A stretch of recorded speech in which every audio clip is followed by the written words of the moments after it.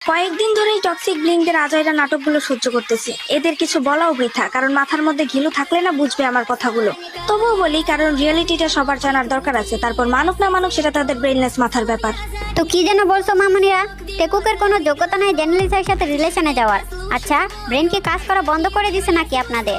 না মানে কাদের যোগ্যতা নিয়ে কথা বলতেছেন আপনারা?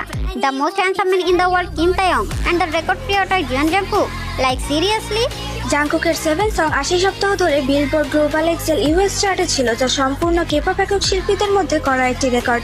স্ট্যান্ডিং নেক্সট টু ইউর গানটি বিলবোর্ড হট 100-এ 18 সপ্তাহ ধরে ছিল, যা কোরিয়ান একক শিল্পীদের মধ্যে দীর্ঘতম সময়ের রেকর্ড। তার অ্যালবাম গোল্ডেন বিলবোর্ড 200-এ 18 সপ্তাহ ধরে ছিল, যা কোরিয়ান একক শিল্পীদের মধ্যে দীর্ঘতম সময়ের রেকর্ড। 2024 সালের Billboard year end top artist চার্টে তিনি #60 অবস্থানে ছিলেন, যা তাকে প্রথম এশিয়ান একক শিল্পী হিসেবে এই তালিকায় স্থান করে দিয়েছে।